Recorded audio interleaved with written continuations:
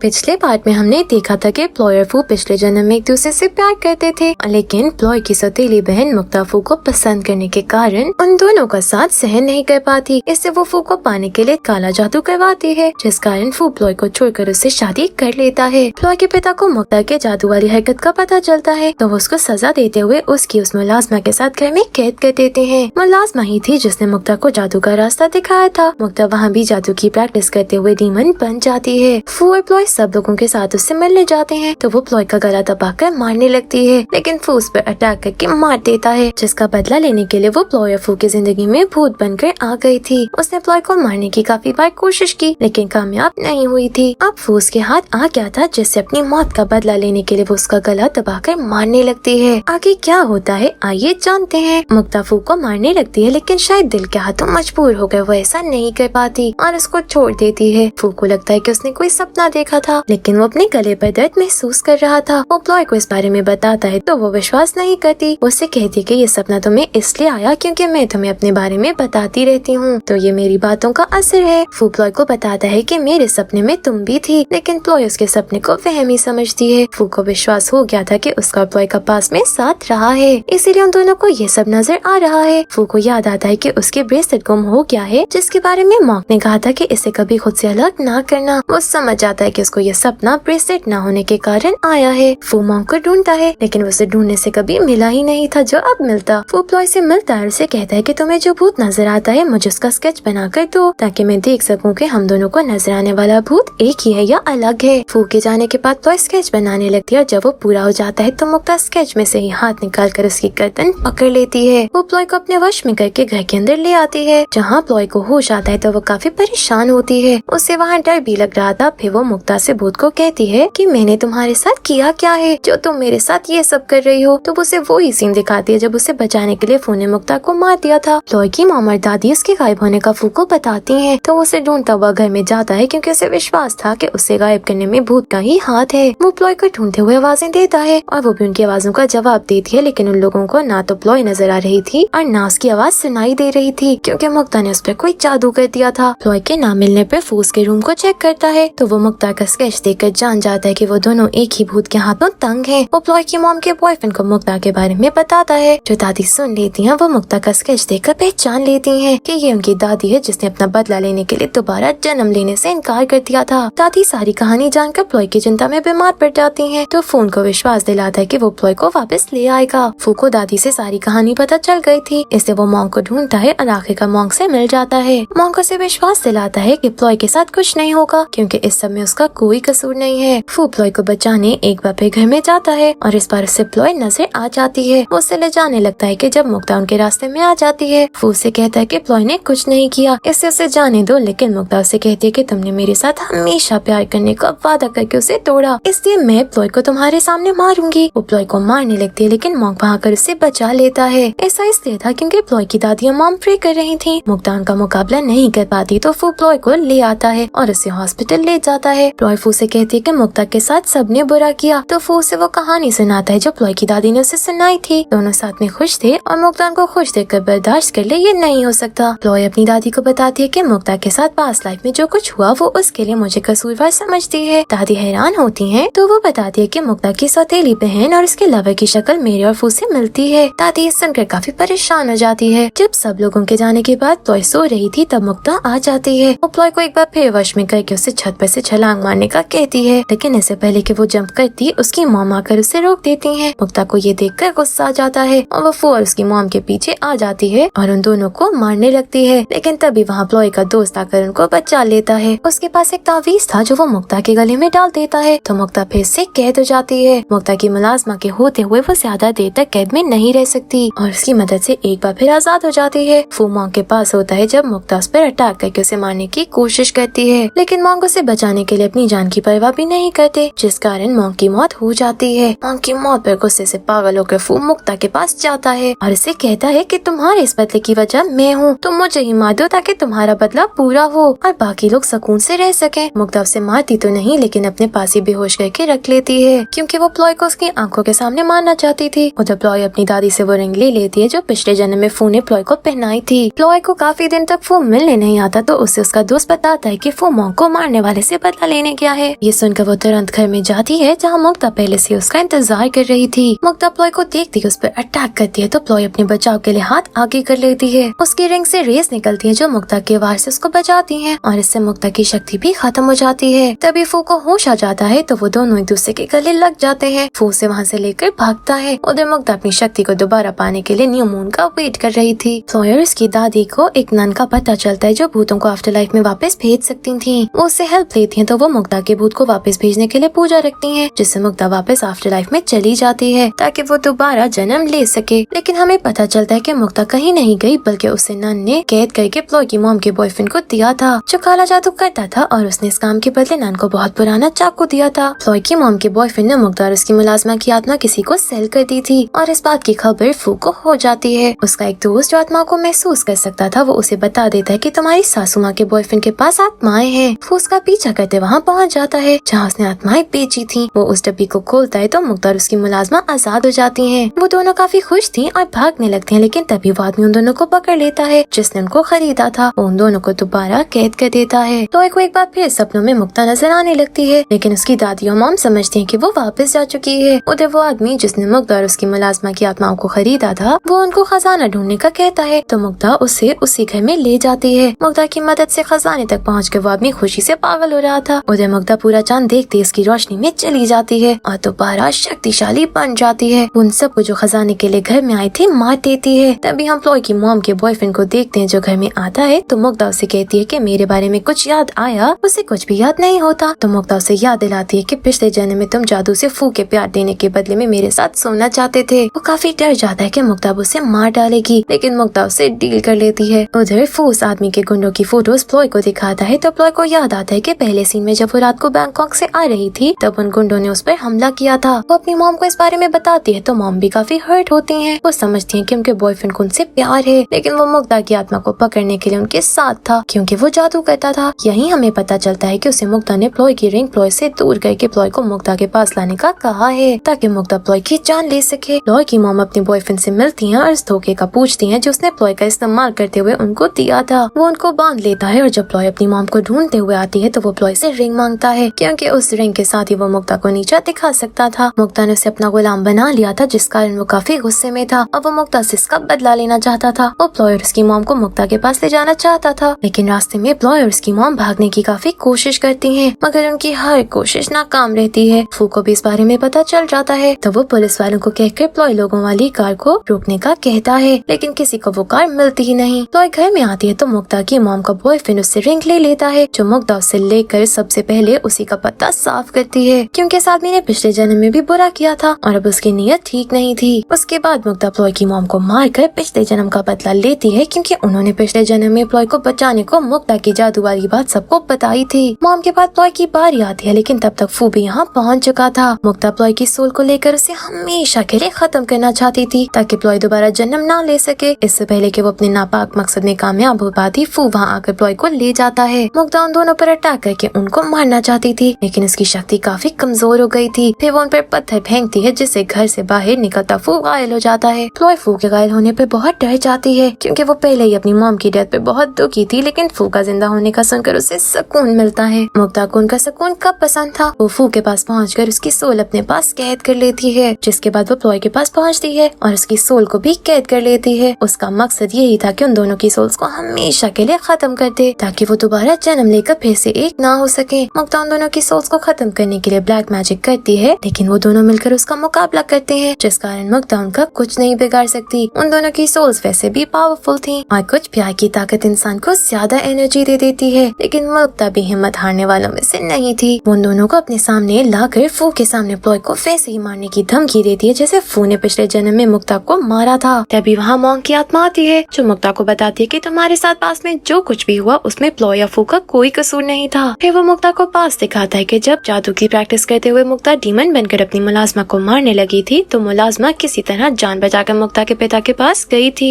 और उसने उनको मुक्ता की हालत का बताया था। प्लॉय और फू की उसी दिन शादी हुई थी फिर भी वो ये सुनकर बहुत परेशान हो गए थे। मॉन्क मुक्ता को बचाने घर जाने लगता है तो मुक्ता के पिता भी उसके साथ चले जाते हैं। ये देख कर कि प्लॉय की मॉम भी साथ चल पड़ती हैं। मुक्ता की फिक्र सबको थी इसलिए प्लॉय और फू भी उनके पीछे चले जाते हैं। मॉन्क मुक्ता को जादू के असर से निकाल कर दोबारा इंसान बनाता है लेकिन उस पर खून सवार था था। इससे वो कहती है कि मैं सबको मार दूंगी। गुस्से में वो पहले अपने पिता को और फिर प्लॉय की मॉम को मारती है। मॉन्क से ये सब सुनकर प्रेजेंट में मुक्ता कहती है कि अगर प्लॉय और फू को मेरी इतनी फिक्र होती तो फू मेरा खून नहीं करता। उसकी बात सुनकर मॉन्क उसे एक बार फिर पास दिखाता है कि जब मुक्ता प्लॉय को मारने लगी थी और फू दूर खड़ा देख रहा था, मॉन्क ने अपने जादू के जोर पर फू से मुक्ता पर अटैक करवाया था, वरना मुक्ता और बहुत नुकसान कर सकती थी। उसके बाद मॉन्क ने मुक्ता की स्पिरिट को रिंग में कैद कर दिया था ताकि वो कभी भी डीमन ना बन सके। फिर वो लोग घर से निकलने लगे थे, लेकिन घर टूटना शुरू हो गया, जिस कारण बाहर निकलते ही फू के सर के पीछे पत्थर लगता है, जिससे उसकी मौत हो जाती है। मुक्ता की मुलाजमा जो लेट आई थी वो अपनी मालिकन को मिलने घर के अंदर चली गई थी और वो भी वहीं मर गई थी। मुक्ता ये सब सुनकर शॉक रह जाती है कि वो तो समझती थी कि फू ने उसे मारा, जिसके बाद फू और प्लॉय हमेशा खुश रहे, लेकिन वो तो बेचारे एक दिन भी साथ नहीं रह पाए। सबकी मौत के बाद प्लॉय बहुत देर तक जिंदा रही और जब तक जिंदा रही थी वो अपने सारे मरने वालों के लिए प्रे करती रही थी ताकि उनकी आत्माएं शांति में रहे। मुक्ता ये सुनकर बहुत दुखी होती है कि मैं इनकी जान की दुश्मन बनी रही और फिर भी प्लॉय ने सारी जिंदगी मेरे लिए प्रे की। वो फू और प्लॉय से माफी मांगती है क्योंकि अब उसे सारी हकीकत समझ आ गई थी कि कोई भी उसका दुश्मन नहीं था, वो तो उसे बुराई से बचाना चाहते थे। मॉन्क ने भी उसे कैद इसलिए किया था कि वो डीमन ना बन सके, लेकिन मुक्ता सारी जिंदगी बदले की आग में जलती खुद भी परेशान रही और बाकियों को भी परेशान करती रही। अब अकल आने पर वो सबसे माफी मांगती है, मॉन्क का भी शुक्रिया अदा करती है। उसकी मुलाजमा कहती है कि ये सब मेरी वजह से हुआ, मैं तुम्हें जादू पर ना लगाती तो आज ये सब भी ना होता। मुक्ता उसे माफ कर देती है। वो थी भी तो इतनी लॉयल कि मौत के बाद भी मुक्ता के साथ रही। मुक्ता उसकी आत्मा को शांति के लिए वहाँ भेज देती है जहाँ से वो बिलोंग करती थी। मॉन्क मुक्ता से कहते हैं कि तुमने सबको माफ करके खुद भी माफी मांग ली, इसे अब तुम प्रे भी कर लो ताकि तुम्हारी आत्मा शांति से रह सके। मुक्ता ऐसे ही करती है और इसकी आत्मा शांति पा लेती है, जिसके बाद मॉन्क की आत्मा भी चली जाती है। इसके बाद हॉस्पिटल में पड़ी प्लॉय और फू के शरीर में उनकी आत्माएं वापस आ जाती हैं, तो सब लोग बहुत खुश होते हैं। ठीक होने के बाद वो दोनों प्लॉय की दादी के साथ मिलकर मुक्ता की आत्मा की शांति के लिए प्रे करते हैं। प्लॉय की रिंग भी मिल जाती है जो फू से वापस करता है, तो प्लॉय खुश हो जाती है। यही हमें पता चलता है कि पिछले जन्म में मरते हुए फू ने वादा किया था कि वो अगले जन्म में प्लॉय को देखते ही पहचान लेगा। यही कारण था कि पहली बार देखने पर ही फू को लगा था कि वो प्लॉय से पहले भी मिला है। दोनों फाइनली एक लंबे इंतजार के बाद साथ में बहुत खुश थे। फू प्लॉय को रिंग देकर प्रपोज करता है तो प्लॉय खुशी खुशी हाँ कह देती है। दादी और उसके दोस्त भी उनके लिए बहुत खुश थे। दोनों खुशी से हग करते हैं और इस हैप्पी एंडिंग के साथ ही हमारा सीजन एंड हो जाता है। Thank you for watching.